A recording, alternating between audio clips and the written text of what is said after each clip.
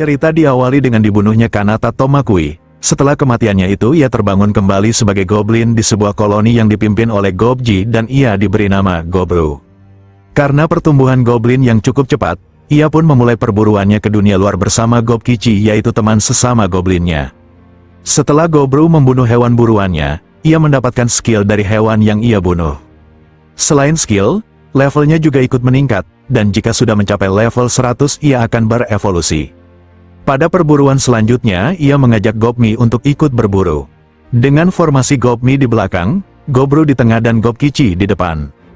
Dengan formasi itu hasil buruan mereka meningkat, karena teman-teman di kelompoknya iri dengan hasil buruan mereka. Gobru pun diincar, tapi Gobru bisa mengetahui rencana jahat itu berkat skill yang ia miliki. Ia pun balik menghajar goblin-goblin yang menyerangnya duluan. Beberapa hari telah berlalu dan pada saat Gobru tertidur ia pun berevolusi menjadi Hobgoblin. Bukan hanya Gobru, Gobkichi juga ikut berevolusi. Dan untuk mengetahui siapa yang paling kuat, Gobkichi menantang Gobru untuk berduel. Namun sekuat apapun fisik yang dimiliki Gobkichi, ia tidak dapat mengalahkan kelincahan Gobru.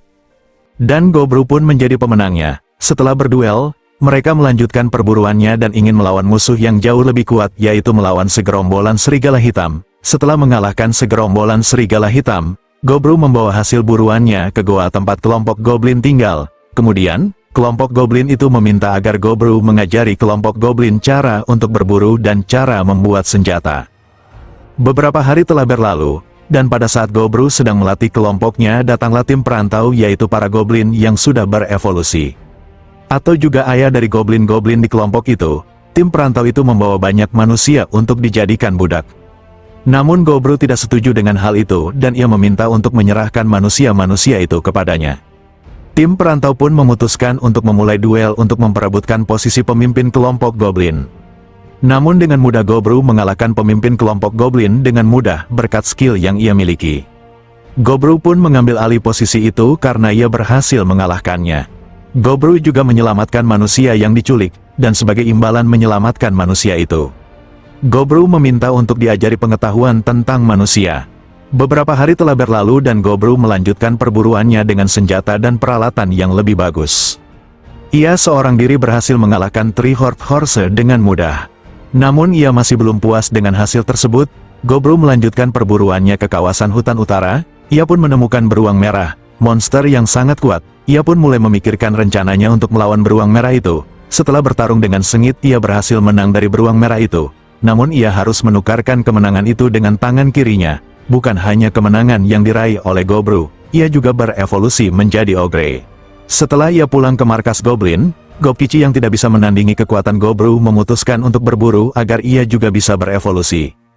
Kemudian seorang karbunkel bernama Litana, ia meminta bantuan kepada Gobru untuk mengusir para petualang yang menjarah ruang harta karun. Yang di dalamnya ada item langka tingkat legendaris. Gobru pun setuju dengan permintaan karbunkel itu. Gobru kemudian bertarung dengan para petualang itu. Setelah mengalahkannya ia mengambil perlengkapan petualang itu dan memakannya. Gobru pun mendapatkan skill dari para petualang itu. Bukan hanya itu ia mengambil semua barang berharga peninggalan Velvet yang ada di ruang harta. Bahkan ia mendapatkan item legendaris yang dapat menggantikan tangannya. Setelah pulang dari penjarahan itu, datang kawanan bangsawan elf yang meminta bantuan kepada Gobru untuk berperang melawan manusia.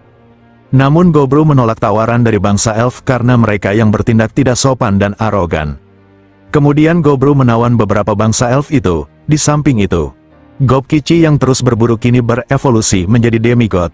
Ia kemudian menantang Gobru untuk melakukan duel. Namun sekuat apapun kekuatan fisik Gobkichi, ia belum bisa mengalahkan Gobru. Kemudian para goblin tua yang tidak bisa berevolusi menjadi kuat memutuskan untuk pergi meninggalkan kelompok goblin yang dipimpin Gobru. Beberapa hari telah berlalu dan Gobru menyelamatkan para kobold yang dikejar oleh skeleton. Pasukan Gobru mengalahkan skeleton itu dengan mudah. Setelah diselamatkan, para kobold yang sudah diselamatkan memutuskan untuk menjadi sekutu Gobru. Pada keesokan harinya, Gobru dan Gobkichi pergi berburu setelah sekian lama tidak berburu bersama. Ia melihat putri bangsa elf yang diserang oleh manusia. Karena merasa kasihan, ia menolong putri elf itu dan membawanya ke goa tempat goblin tinggal. Setelah sadar Gobru dan Gobkichi mengantar putri elf untuk pulang ke desanya. Setelah sampai, ia bertemu dengan pemimpin desa elf dan mereka memutuskan untuk bekerja sama. Setelah pulang dari desa elf, banyak goblin yang sudah berevolusi. Gobji pun mengubah nama mereka. Gobkichi menjadi Ogre Kichi dan Gobru menjadi Ogru. Beberapa hari telah berlalu, manusia pun mulai bergerak untuk berperang melawan elf. Pasukan elit elf tidak bisa menandingi kekuatan manusia. Kemudian elf meminta bantuan kepada Ogru untuk menghabisi seluruh pasukan manusia. Ogru pun memutuskan untuk membantu bangsa elf. Pasukan yang dipimpin Ogru kemudian melawan pasukan manusia berjalan dengan lumayan sengit. Namun pasukan Ogru lebih diuntungkan karena dalam pasukannya terdapat banyak yang memiliki skill-skill overpower. Pasukan manusia pun berhasil mereka kalahkan satu persatu. Setelah pertarungan selesai, Ogru membawa tawanan manusia yang masih hidup untuk diinterogasi alasan manusia dan elf berperang. Kemudian bangsa elf dan Ogru pun menggelar pesta kemenangan mereka, namun ternyata serangan dari pasukan manusia belum selesai.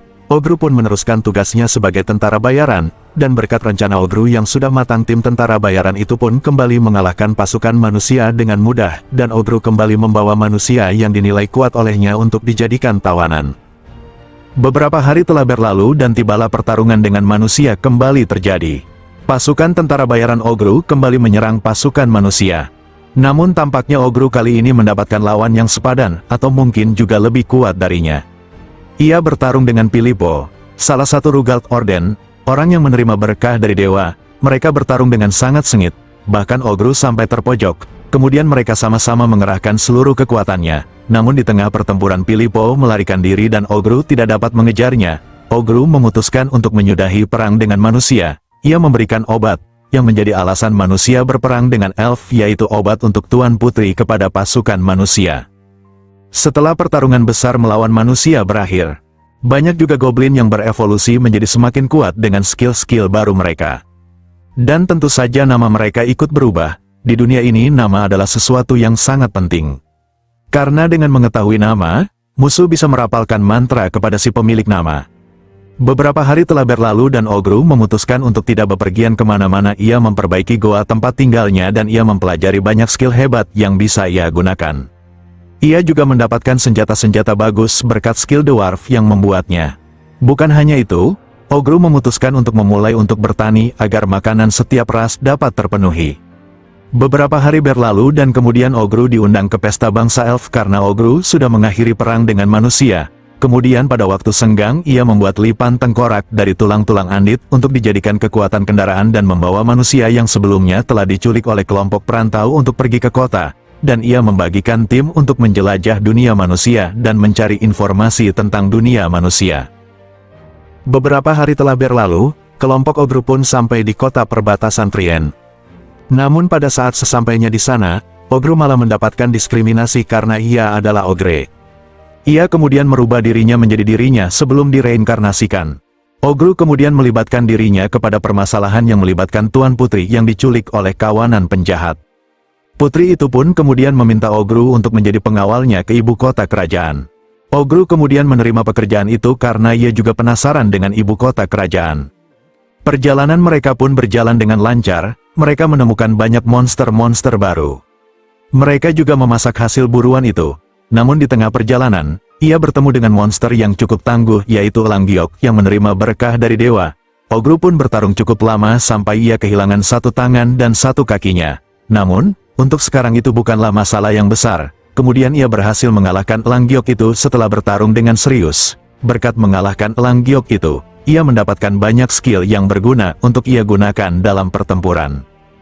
Kemudian pada saat kelompok Ogru sedang beristirahat, Gobru memutuskan untuk keluar berburu di tengah hujan salju. Dan ia bertemu dengan rusa putih, monster yang sangat kuat dengan ukuran yang sangat besar.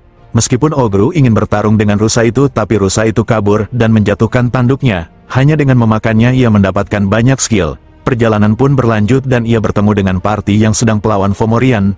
Ogru kemudian membantu party itu mengalahkan Fomorian dari kejauhan. Setelah itu ia pun pulang dan beristirahat. Dan pada saat tidur, ia berevolusi menjadi Apostle Lord. Beberapa hari telah berlalu, Ogru pun memutuskan untuk mampir ke kelompok Ogre Kichi, yaitu negeri labirin. Dan ternyata bukan hanya dirinya yang berevolusi, Ogre Kichi juga berevolusi menjadi Minotaur yang sangat besar. Setelah evolusi itu Ogre Kichi kembali menantang Ogru untuk melakukan duel. Kemudian mereka pun melakukan duel. Mereka berduel dengan sangat sengit. Ogre Kichi yang sudah menguasai banyak skill baru terlihat sangat kuat. Setelah bertarung dengan sangat sengit, Ogre Kichi kehilangan kendali dengan kekuatannya karena ia sangat bernafsu untuk mengalahkan Ogru. Tapi setelah sadar ia kehilangan kendali dengan kekuatannya, Ogru menghajar habis Ogre Kichi, dan Ogru menjadi pemenangnya. Setelah duel itu, Ogru melanjutkan perjalanannya untuk mengawal Tuan Putri ke ibu kota kerajaan. Sesampainya di sana, Tuan Putri mengajak Ogru ke istana dan Tuan Putri menjamu mereka. Bukan hanya itu, Tuan Putri juga memberikan Ogru kartu Princess Bill sebagai imbalan karena sudah mengawalnya.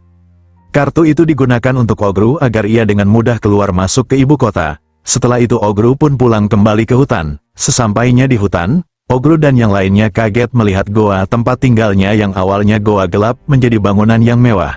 Bukan hanya itu, karena sesudah pulang dari petualangan banyak yang berevolusi, Gobji kemudian memberikan kembali nama, Ogru menjadi Aporu, dan Ogre Kichi menjadi Minokichi. Setelah itu Gobji pun meninggal.